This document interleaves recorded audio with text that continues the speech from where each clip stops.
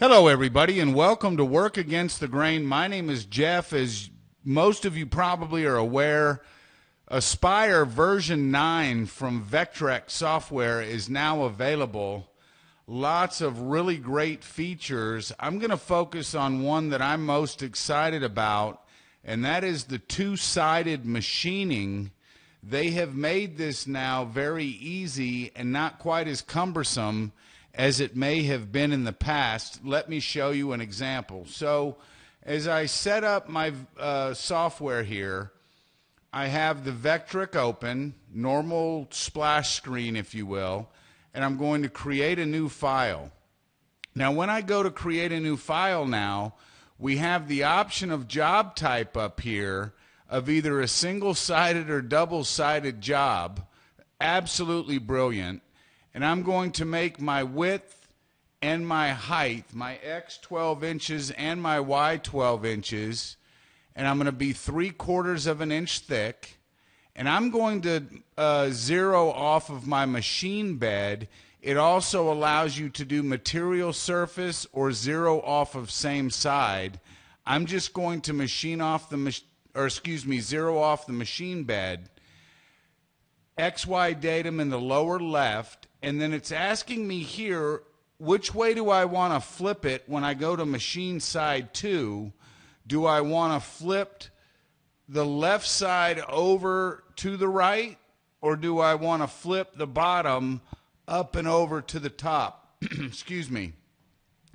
I'm going to choose to flip it left to right, and we click OK.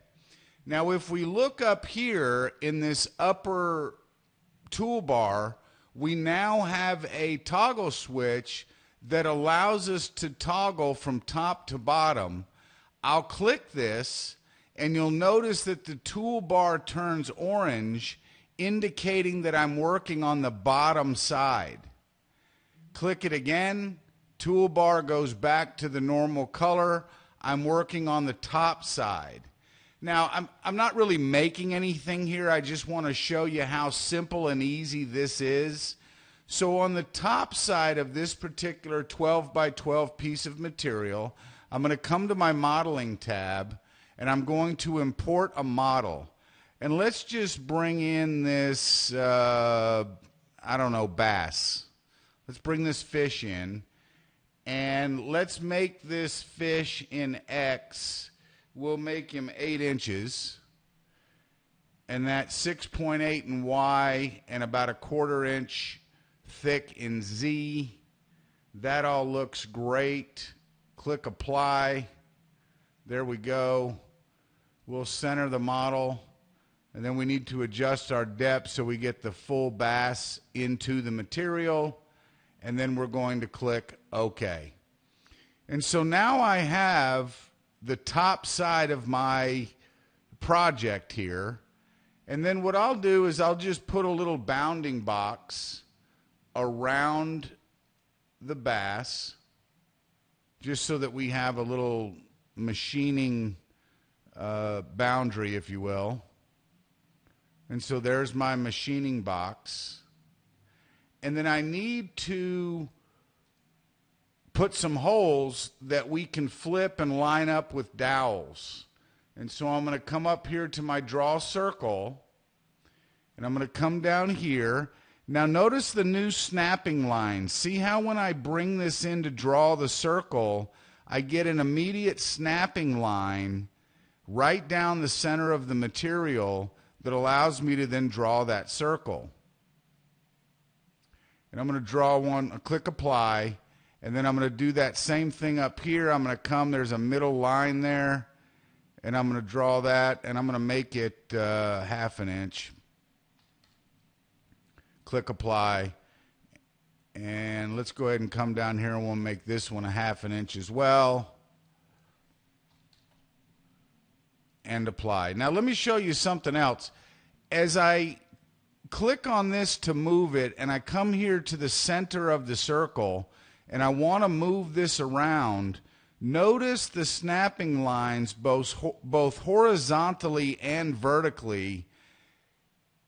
I can snap to the tangent of a circle. I can snap vertically. I can snap horizontally. This is really neat. And so I'm going to snap a hole there. And I'm going to snap a hole right there. And then again, I'm doing this only to show the two-sided machining. We're not really doing anything with this. This isn't going to be anything. Okay, so now I have my bass on the front side of my project. I have the two holes that I need to flip. And so what I'm going to do is I'm going to take both of these holes, hold down Shift so that I can select that, and the bounding box, hold down Shift. And then I'm going to right-click, copy. Now I'm going to come up here and click to the bottom side of my material, and I'm going to right-click, paste.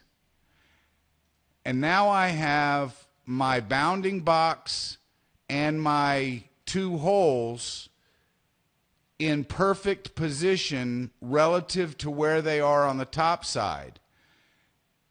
Then let's say I want to put a couple of dados here, so I'm going to put one here, and I'm going to put one here. We won't worry about the size, right? And so now I have an underside of my material, and I have a top side of my material. And that's how easy it is for now a two-sided job setup. I would follow my normal two-sided machining operations. This isn't about the tool paths and, actually machining. I really wanted to demonstrate for you now how much easier it is to do double-sided machining within Vectric's Aspire version 9. Oh, and something else that I wanted to also let folks know is that I have been doing some work with Tools Today, and I've done a couple of videos that have been posted on the Tools Today YouTube channel. And so you guys could kind of help me out and, I don't know, shoot over to the Tools Today YouTube channel, make a comment, and tell them how much you liked the video. Thanks again for stopping by. I've got some more tutorials lined up as it relates to some tips and tricks for the new version. I really appreciate everybody watching. This is Work Against the Grain. My name is Jeff.